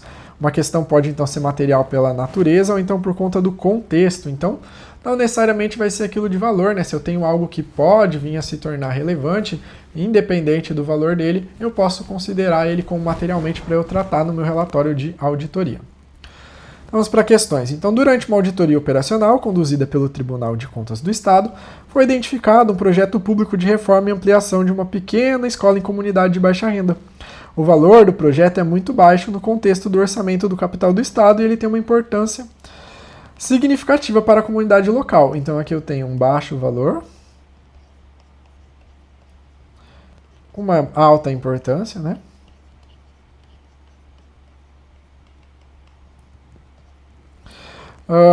Pois a escola está superlotada e muitas crianças na região, sem conseguir matricular na escola, precisam percorrer longa distância para estudar em outros bairros. Então aqui ele está me dando um contexto do porquê. Um contexto do porquê isso daqui é importante. Ou nas palavras que a gente gosta de usar na auditoria, do porquê que isso aqui é relevante. Ainda que o valor seja baixo. Então, a materialidade na situação hipotética apresentada deve considerar principalmente o valor dos ativos envolvidos em vez dos passivos. Aqui, independente se fosse só valor, estaria errado, porque obviamente eu tenho que verificar aquilo que a escola, por exemplo, paga, que seria um passivo dela. Focar apenas na conformidade com leis e regulamentos, independente da relevância social. A gente viu aqui não, porque existem fatores que podem alterar a materialidade independente do valor. Seria exclusivamente baseado em valores financeiros ou numéricos, entra no mesmo ponto. E vou aqui já pegar na letra E, ser determinado apenas pelo impacto financeiro imediato, ignorando o contexto social. Então aqui tivemos 3 questões que falam exatamente a mesma coisa, né? Deve só ver o financeiro, então ela acaba sendo uma questão um pouco mais fácil, porque você consegue ignorar e anular, né, essas 3 por si só. E aí, por questão de bom senso, fica fácil a D, mas aqui a gente explicou, né, o porquê que ela está certa, porque eu não estou falando materialidade apenas de valor, ela tem um contexto e ela é relevante para a sociedade, ou seja, para os nossos usuários previstos. Próxima, no planejamento da auditoria governamental, a materialidade está diretamente relacionada ao impacto, então quando eu falo impacto, eu estou falando daquilo que é relevante, e esse impacto pode ser quantitativo, que é questão de valor, ou ele pode ser qualitativo, que vai ser essa parte do contexto da relevância para a sociedade. Enquanto o risco envolve a probabilidade, sim, o risco é algo possível de acontecer, que não temos certeza, de ocorrências de erros ou irregularidades que impactam a demonstração financeira. Então, ele citou demonstração financeira, apenas a gente já sabe que estamos falando de uma auditoria financeira, de forma específica, mas como todos os nossos princípios são usados para qualquer tipo, né, de auditoria, qualquer auditoria que a gente estiver fazendo, isso daqui não deixa a resposta errada, nossa questão aqui está correta. Documentação. Então, os auditores eles precisam preparar uma documentação que seja suficientemente detalhada para fornecer uma compreensão clara do trabalho, da evidência obtida e das conclusões alcançadas. Então, a documentação precisa ter uma estratégia de auditoria e um plano de auditoria, que aqui a gente está falando da etapa do planejamento. Então, dentro da etapa do planejamento, e essa é a documentação principal, os procedimentos executados, que é aquilo que a gente vai fazer durante a etapa da execução, e a evidência obtida e o apoio à comunicação dos resultados, que isso daqui vai estar falando do nosso relatório, que é a etapa de relatório e monitoramento.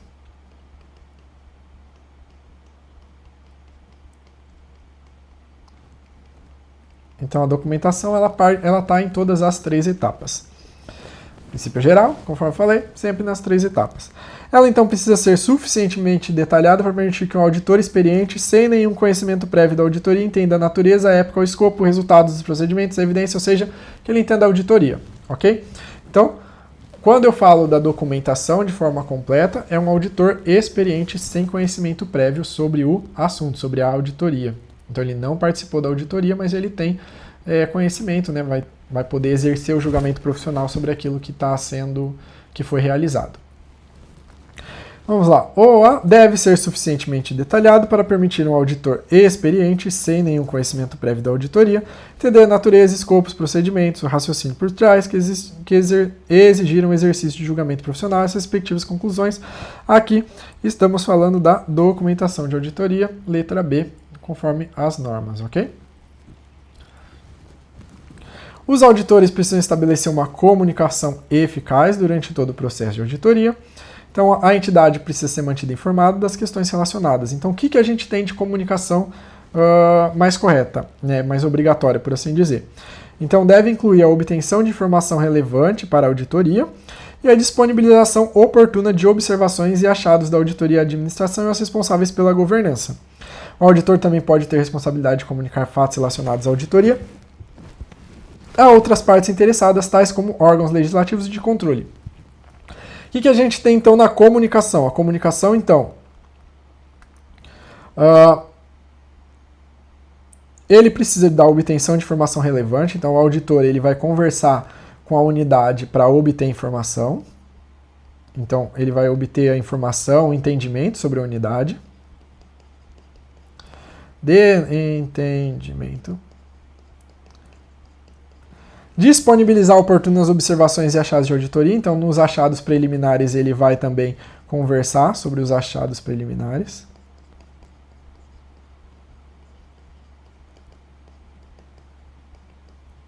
Preliminares. E, caso, né, exista aí algo que precise ser responsável, ele vai daí tratar com outros órgãos legislativos de controle, quando a gente vai falando sobre responsabilização, principalmente, o nosso accountability. Vai ter matriz de responsabilidade, por exemplo, para poder fazer. Então, a comunicação pode acontecer isso, dependendo das irregularidades identificadas. Então, vamos lá. Os princípios são fundamentais. Assinale a opção que indica o princípio que enfatiza a necessidade de comunicação eficaz. Podem ver que eu não estou pegando algo assim fraco, né? Estou pegando principalmente questões aqui de auditor, mas estão falando de comunicação eficaz, estão falando de questão de comunicação, questão tranquilinha aí para ninguém errar.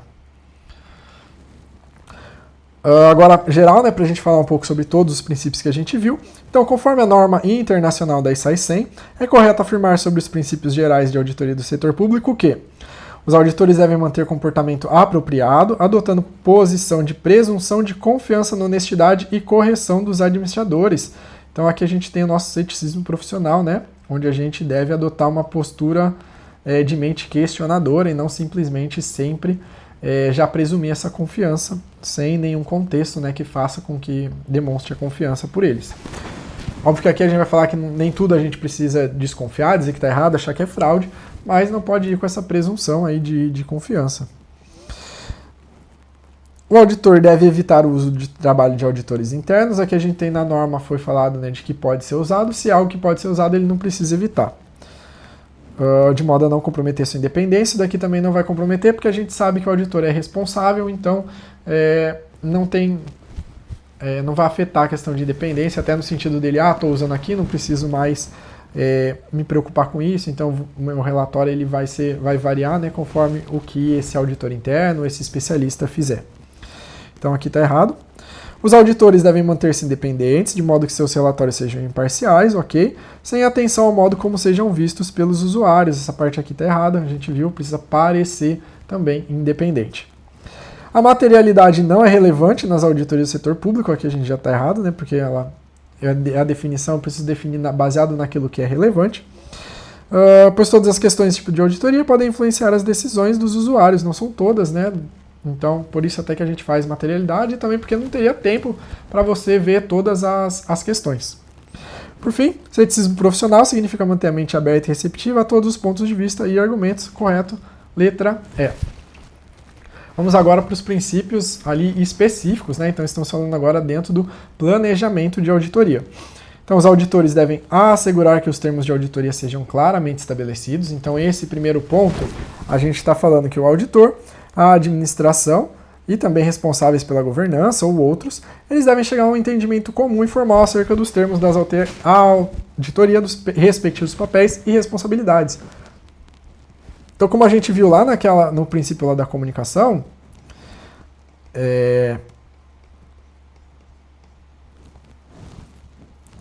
Dentro do princípio da comunicação foi comentado, né, o papel, né, de que precisa obter o entendimento. Então, é preciso informar o gestor, né, de que ele detém o conhecimento, que é responsabilidade dele, principalmente, por exemplo, numa auditoria financeira, né, de entregar as informações financeiras, de se comunicar com a equipe, de como que vai ser. Numa auditoria operacional, vou estar principalmente delimitando o meu escopo, falar aquilo que vai ser visto pela auditoria.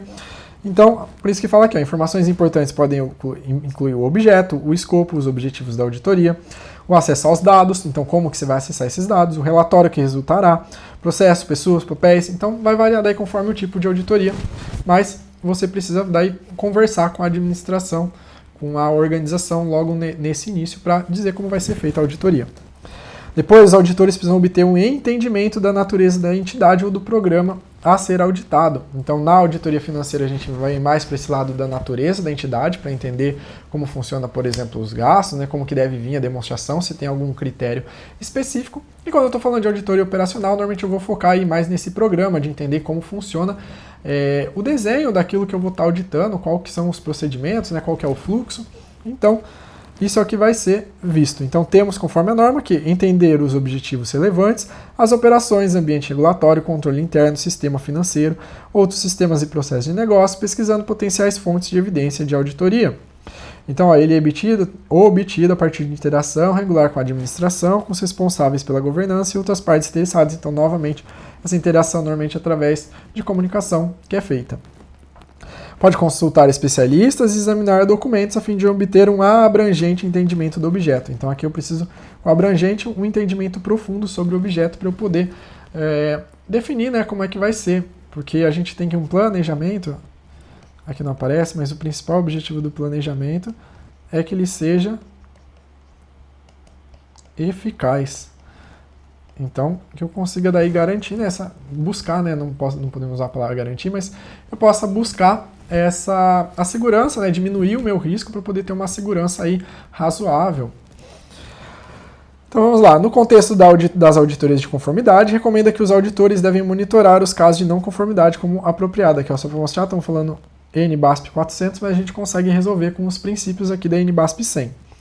Então, o processo de monitoramento, ok? A maior parte dessas questões ela vai ser respondida lá na de monitoramento, mas a resposta exatamente dessa daqui, ela traz pelo conceito que a gente aprende na parte do planejamento, ok? Então, por isso que eu trouxe essa questão para antes, mas a gente vai daí ver um pouquinho, vou falando um pouco e a gente aprofunda na parte do monitoramento. Então, deve assegurar o caráter reservado das informações enquanto o processo não for concluído e o relatório emitido. Aqui só para informar para vocês, né? Então, no monitoramento, normalmente vão existir algumas recomendações no relatório e aí você vai monitorar se a entidade ela realizou essas recomendações, né, essas alterações que você disse que era importante para ela fazer. Então aqui você precisa assegurar o caráter reservado das informações enquanto o processo não for concluído e o relatório emitido. Então primeiro que a gente só monitora aquilo que já foi emitido, aquilo que já é relatado, e as informações também passam para saber se é reservado ou não posteriormente, né, depois que o relatório saiu. Então o monitoramento é uma fase posterior ao relatório, então não faz muito sentido o que essa questão traz para a gente, porque o monitoramento ele vem pós-relatório. Independe da natureza do objeto e da não conformidade identificada, então o monitoramento a gente vai ter dentro da NBASP 400, mas ele vai variar, né, conforme a natureza do objeto e da não conformidade identificada, o que faz sentido porque a entidade ela pode, né, comentar do porquê o que mudou, né, o que a natureza de um objeto vai fazer mais sentido a gente monitorar com maior relevância, ou eles não vão fazer de repente porque não é uma área de competência, eles podem acabar colocando. Então existem muitas variações aí, então esse independe que quebra, que faz ficar errado. Então o processo de monitoramento pode fazer parte da avaliação de risco do ano subsequente nos casos de auditoria regulares. Então aqui sim, tá bom? Que é o que fala no nosso planejamento, quando a gente lê todas as normas, para obter um entendimento, a gente pode fazer consultas à auditoria anterior. E também o monitoramento, quando eu verifico aquilo que não foi tratado ou que foi tratado, eu posso identificar em qual controle atuar, onde que eu preciso ter um olhar um pouco mais diferente. Então, eles podem fazer parte, essa daqui é a nossa questão correta. Tem foco em prover feedback ao auditor para o futuro planejamento de auditoria. Não é que a gente tem que esse não é o foco específico. Ele pode prover sim o feedback ao auditor, ele pode também realizar outras coisas, mas a palavra foco em si não é isso, né? Quando a gente está monitorando, a gente quer, o nosso foco é que exista uma mudança, uma alteração, que ocorra resultados, né, concretos, que ela execute aquilo que foi recomendado, e o monitoramento para fazer esse acompanhamento. Então, aqui está tanto errada a palavra foco, quanto quando ele cita a possibilidade do monitoramento, além do futuro planejamento, existem outros 2 tópicos que eu não lembro, mas o erro está principalmente na palavra foco, ok? Outro ponto, tem validade se houver a emissão de relatórios ou decisões judiciais legalmente vinculantes. Então, não necessariamente, por exemplo, o CGU ela não faz nenhuma decisão, né, que é judicial, que é algo vinculante, mas ela vai fazer, né, assim como todo controle interno, ele pode, e principalmente na auditoria operacional, ela traz recomendações que vão ser monitoradas, mas que é para melhorar, por exemplo, a eficácia do programa, a eficiência. Então, não necessariamente existe algo legalmente vinculante, portanto, está errado. Nossa resposta é a letra C, ok? Então, sei que aqui eu trouxe muita coisa de monitoramento, né, que vai ser falado, mas eu quis trazer que, principalmente ali no planejamento, quando a gente, para ter um entendimento da unidade, a gente pode usar questões de auditorias anteriores, é um ponto importante e já poderia ajudar a responder a nossa questão. Próximo, para realizar uma auditoria governamental, o auditor adotou medidas para obter conhecimento sobre o objeto auditado, identificou seus riscos ao alcance e elaborou questões. Então, isso é na etapa de planejamento, ok? Mais uma, no planejamento da auditoria governamental, a realização de um exame preliminar das informações disponíveis não é requerida, pois a auditoria pode ser conduzida diretamente com base na matriz de planejamento. Então, tudo isso que está nos nossos princípios, esses agora princípios específicos da etapa de planejamento, eles precisam ser feitos. Lembra? A auditoria ela é um processo sistêmico, então aquilo que está dentro dos nossos princípios são coisas que precisam seguir. Então, não existe essa possibilidade de não ser requerida, a nossa questão está errada. Próximo, os auditores devem realizar uma avaliação de risco e revisá-la se necessário, ok? Então, por exemplo, gerenciar risco, ele já começa aqui na etapa do planejamento. Por isso que eu disse que naquela questão que a gente comentou de que ele está no planejamento. Só que acontece, esse revisar, quando eu vou fazer os procedimentos de auditoria, eu começo a ter um entendimento maior da unidade e começo a perceber se aquele, por exemplo, o controle que existia, se ele realmente funciona. E isso vai me dar uma nova definição sobre o risco. Pode ser que eu tenha planejado algo que esteja totalmente diferente, eu vou precisar adaptar. Então, por isso daí que o princípio do risco ele aborda todas as outras etapas. Então, a natureza dos riscos identificados variará de acordo com o objetivo. Ele precisa avaliar o risco de diferentes tipos de deficiência, desvios ou distorções. O auditor deve avaliar as respostas da administração aos riscos identificados. Aqui por quê? Porque quando a administração identifica os riscos, ela vai estabelecer controles. E o modo como esses controles vão ser desenhados e implementados, ele vai nos definir o nosso risco de controle. Então, pelo desenho eu consigo ver se ele realmente faz sentido, e pelo modo como ele é implementado eu vejo se tem efetividade, se eles estão realmente executando esse controle para eu definir o meu risco. Em uma análise de problema, o auditor deve considerar as indicações atuais de problemas ou desvios em relação ao que deveria ser ou é esperado. A identificação de riscos e seus impactos deve ser considerada ao longo de todo o processo. Aqui entra aquilo lá que eu comentei, ao longo de todo o processo, porque a partir do momento que a gente entrar na etapa de execução, vai realizar análise sobre o risco e isso pode mudar essa nossa análise inicial, eu preciso voltar. Próximo passo, os auditores devem identificar e avaliar os riscos de fraude. Então, fraude é um ponto específico, a gente vai ter uma NBC específica para fraude. Não é o principal objetivo do auditor avaliar fraude, mas visto que elas são mais difíceis, né, de serem identificadas, o auditor ele precisa estar atento a isso. Então, os auditores eles devem fazer indagações e executar procedimentos para identificar e responder aos riscos de fraudes que sejam relevantes para os objetivos da auditoria. Manter uma atitude de ceticismo profissional, então esse é o principal fator para a gente identificar fraude, principalmente pelo fato de estar alerta para essa possibilidade.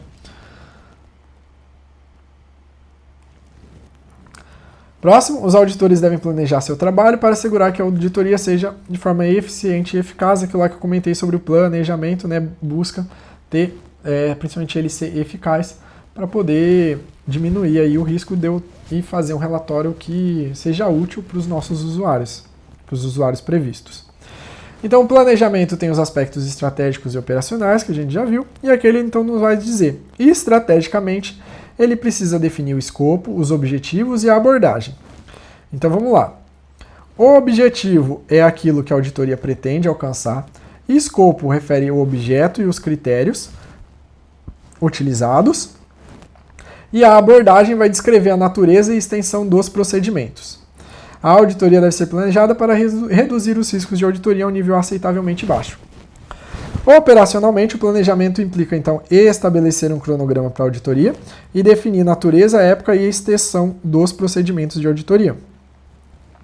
O planejamento de auditoria ele deve ser responsivo a mudanças significativas, então entra novamente naquilo lá. Tem um risco, ele alterou minha mudança, eu preciso responder a ela. Por isso que ele é um processo iterativo que ocorre ao longo de toda a auditoria. Aqui eu só queria entrar nesse ponto aqui da NBASP porque ele é relevante em alguns pontos. A NBASP ela divide em aspectos estratégicos e operacionais. Porém, dentro das outras NBCs, e que elas normalmente são mais cobradas do que esse ponto aqui, algo que combina com o estratégico é a estratégia global. E algo aqui que combina com o operacional é o plano de auditoria. Dentro do plano de auditoria, eles são bem parecidos, então aqui eu não vou falar muito, porque todos eles vão tratar da natureza, época e extensão dos procedimentos. Mas dentro do, quando a NBASP ela fala do planejamento em aspectos estratégicos, veja que dentro da abordagem, ele fala sobre natureza e extensão dos procedimentos. Já quando a gente vê estratégia global, ele normalmente vai falar sobre os recursos a serem utilizados. Então, assim, 90% das questões, eles vão vir buscar esse quesito aqui de estratégia global e falar de recurso. E se ele estiver falando sobre procedimento, ele vai estar falando do operacional. Só se ele falar especificamente sobre aspectos estratégicos e sobre o tema da abordagem, é que a gente vai estar tratando sobre a natureza e a extensão dos procedimentos, ok? Então só toma esse cuidado, porque nesse ponto a NBASP ela não é tão cobrada quanto as outras. Vamos lá, questão. Uma equipe de auditores estava planejando um trabalho de auditoria em uma fundação pública mantida com recursos do orçamento de um ente estadual, sabendo que a recomendação da NBASP 100 é que devem planejar seu trabalho para assegurar que a auditoria seja conduzida de maneira eficiente e eficaz, analise. Ao definir o escopo do trabalho, os auditores devem focar na natureza e extensão dos procedimentos, tá? Então aqui é aquela questão da abordagem, não é o escopo. Então aqui ele usou a NBASP 100, tá bom? Então eu trouxe daí uma questão específica, né, para tratar do tema que a gente comentou na aula. O planejamento da auditoria ele deve ser flexível e adaptável, então sim, aqui ela muda, né? Há mudanças significativas nas circunstâncias e condições, essa parte aqui está correta. O planejamento de uma auditoria específica, então a auditoria que eu for fazer, né? Ela envolve tanto aspectos estratégicos quanto operacionais, então aqui também está correto. Letra 2 e 3, resposta letra D. Agora vamos entrar na parte da execução da auditoria, ok? Então, os auditores, aqui a gente já vai passar para a parte de execução, propriamente dito. Então, os auditores eles precisam executar procedimentos de auditoria que forneçam evidência de auditoria suficiente e apropriada. As decisões do auditor sobre a natureza, época e extensão irão impactar a evidência. A escolha dos procedimentos dependerá da avaliação de risco ou da análise do problema. Então, a evidência de auditoria é qualquer informação utilizada pelo auditor para comprovar que o objeto está ou não em conformidade com os critérios aplicáveis. Então, aqui a gente tem finalmente a definição, né, da evidência, de algo que vem sendo tratado durante toda a NBASP. Então, acredito que aqui a gente esteja só repetindo. Os métodos incluem inspeção, observação, indagação, confirmação, recálculo, reexecução, procedimentos analíticos, isso daqui a gente trata numa outra aula, falando um pouco sobre eles. E a informação, então, ela precisa ser suficiente, que é relacionada à quantidade, e apropriada, que é a informação relacionada à qualidade. Então, aqui temos dois pontos. Em relação à quantidade, a gente precisa saber de que, persuadir uma pessoa bem informada de que os achados são razoáveis. Então, Entenda que na documentação da auditoria como um todo, eu estou falando do auditor experiente sem conhecimento prévio. Agora, sobre a quantidade de evidência, aí é uma pessoa bem informada. Então, existe aí essa diferença que você precisa tomar cuidado para acabar não caindo em pegadinha aí de algumas provas, principalmente das que gostam mais, né, do texto dos normativos. E a qualidade, aqui não fala, mas é só para já retomar para vocês, uma má qualidade, ok? Ela não é contornada por uma quantidade maior, ok? Então, uma má qualidade, ela vai fazer com que minha evidência não possa ser utilizada, né? Ela vai limitar a minha auditoria. A avaliação deve ser objetiva, justa e equilibrada. Os achados preliminares devem ser comunicados e discutidos com a entidade auditada para confirmar sua validade, aqueles aspectos que a gente conversou lá na parte de comunicação. Lembra de que os achados preliminares, eles têm que estar comunicados, que eles pegaram o princípio da comunicação que já estava e trouxeram para a execução para demonstrar com maior especificidade. O auditor precisa respeitar todos os requisitos relacionados à confidencialidade, então tem que tomar cuidado com aquilo que ele vê, porque ele tem acesso, pelo fato dele ser auditor, a diversos pontos que não são todos que podem ter acesso, então ele precisa tomar cuidado até mesmo na hora também depois de for escrever o relatório, mas na hora de conversar com o auditor, com quem vai falar, ele precisa tomar esse cuidado. Os auditores devem avaliar a evidência de auditoria e tirar conclusões. Então a gente tem que a avaliação da evidência, ela ainda faz parte da execução.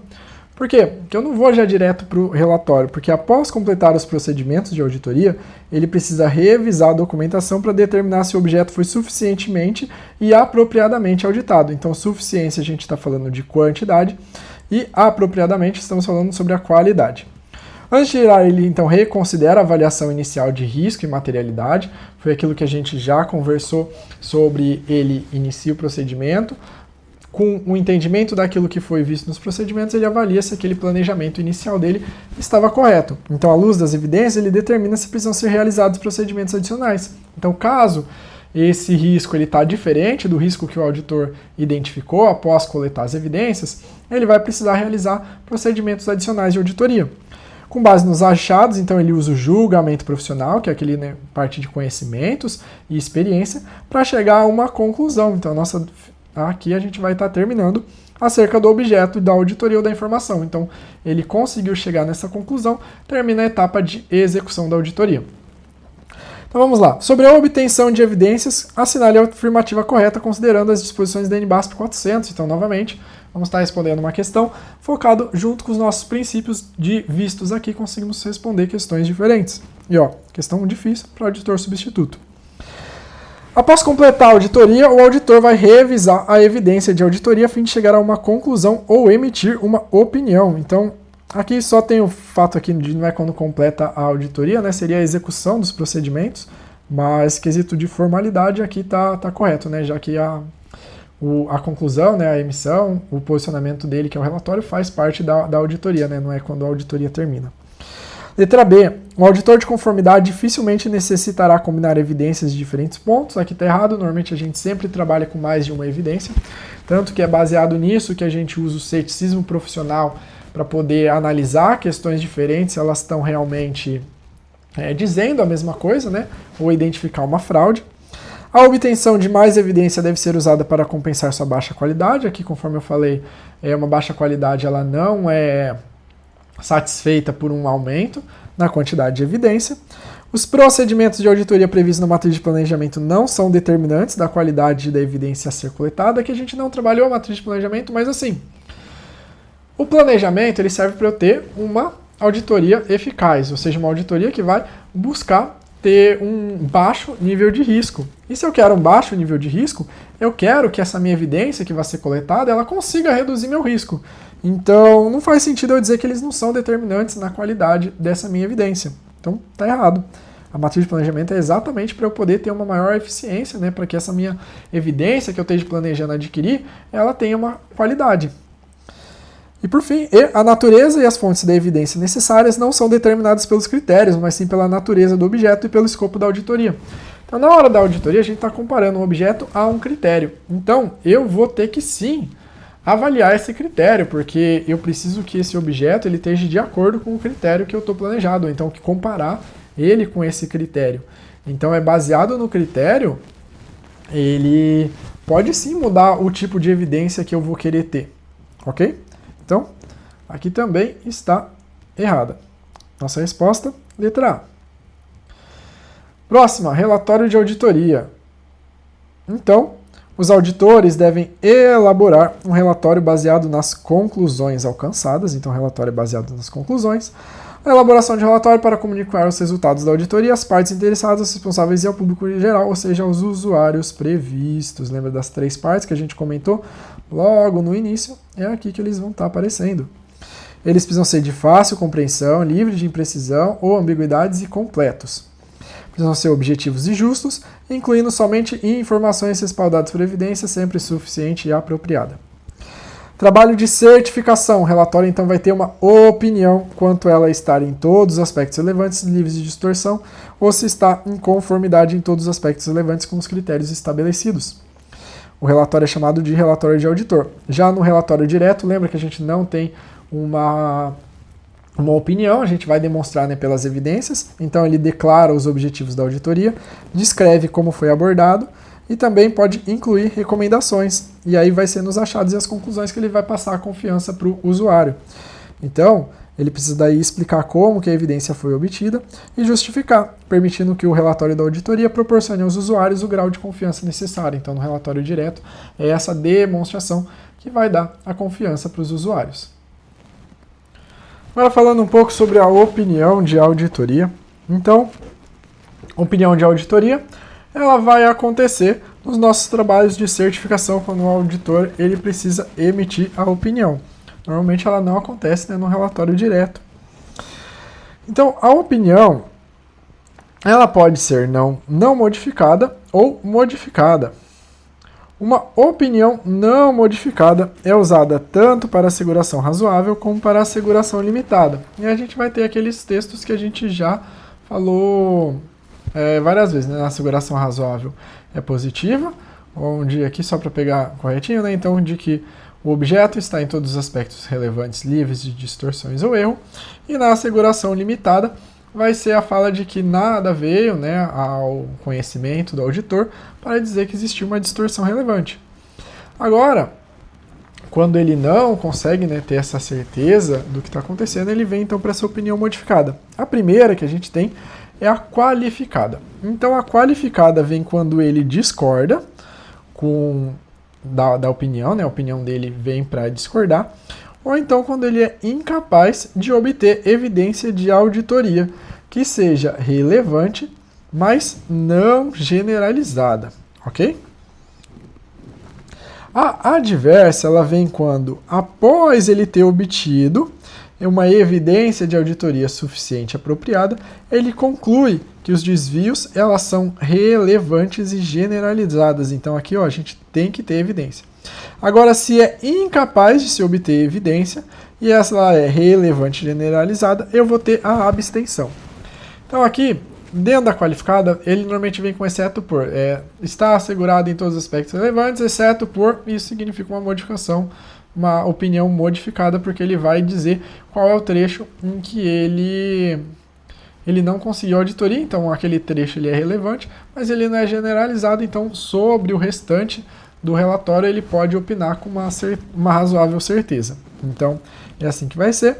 E aí, então nesse caso, então discordou. O discordar, ele vai brigar o qualificada com a adversa. Então discordou e em um é relevante e generalizado, adversa, relevante mas não generalizado, qualificado.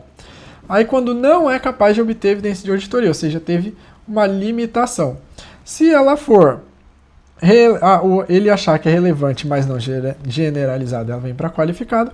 Se ele identificar que é relevante e generalizada, a abstenção. Então, basicamente, são esses os tipos. Aqui a gente traz o nosso mapa mental, né? Então, uma não modificada, ela vai ser em conformidade.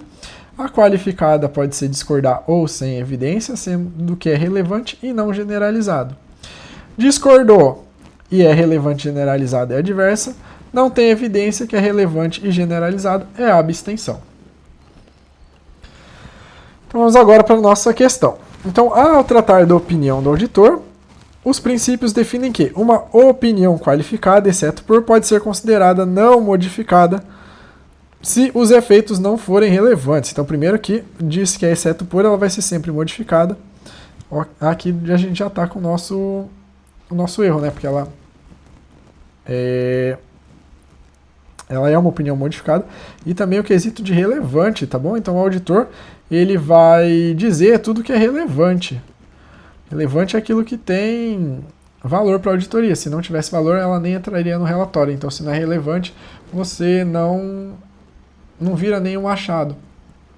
Ok? Então, não teria uma opinião qualificada por algo que não é relevante pelos atributos aí de materialidade.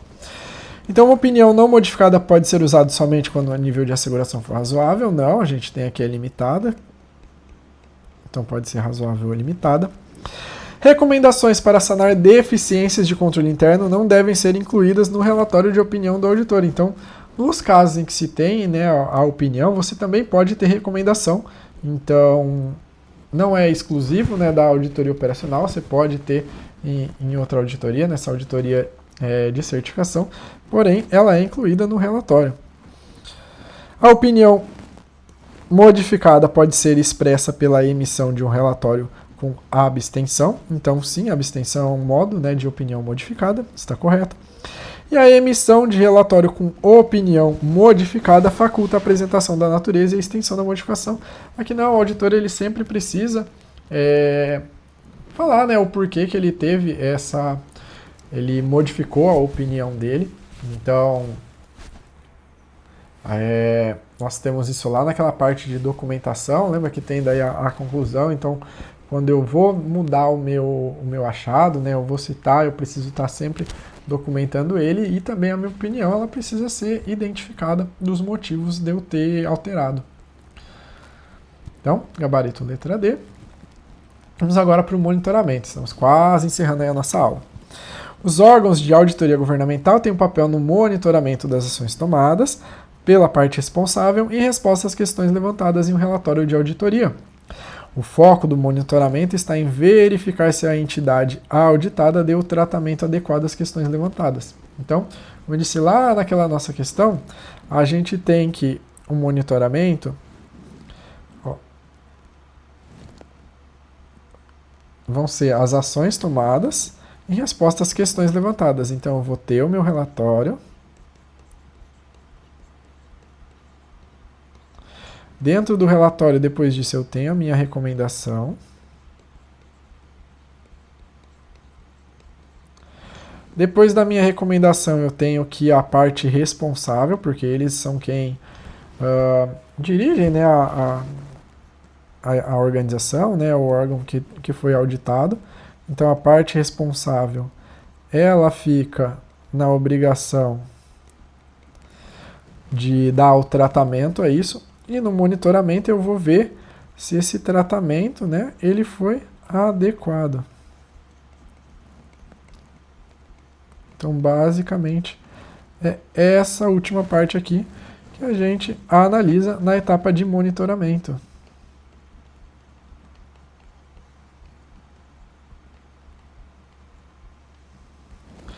E aí, se as ações forem insuficientes ou insatisfatórias por parte da entidade auditada, podem exigir um relatório adicional por parte do órgão. Então, sempre, às vezes, é conversado, né, entre a parte responsável daquilo que ela consegue fazer, daquilo que não consegue. O monitoramento ele vai dizendo também se está sendo satisfatório ou não. E aí, caso não, pode vir a exigir um relatório adicional, ou até mesmo um encaminhamento das informações. Então, vamos lá. Determinado órgão público pode optar por não implementar as recomendações de auditoria sem necessidade de justificativa formal. Aqui é o erro, né? Existe a possibilidade de você não necessariamente atender as recomendações. Então, por exemplo, você pode, querendo não discordar da recomendação, no sentido de ela não ser viável, você tem que explicar o porquê. Pode ter alterações na lei durante esse percurso que faz com que a recomendação não seja mais viável, então você explica os motivos. Então existem N fatores que podem fazer com que a entidade ela não necessariamente realize ali a recomendação. e para isso ela precisa sempre estar justificando. O mais normal é que sim, né, que ela faça a recomendação, porque a recomendação visa aprimorar, né, trazer uma maior efetividade para a unidade, mas existem casos em que ela pode não acabar não realizando a recomendação por diversas limitações que podem acontecer, né, no setor público. E então, por conta disso, ela precisa justificar. Então está errado aqui. Eu acabei escrevendo errado. Opa.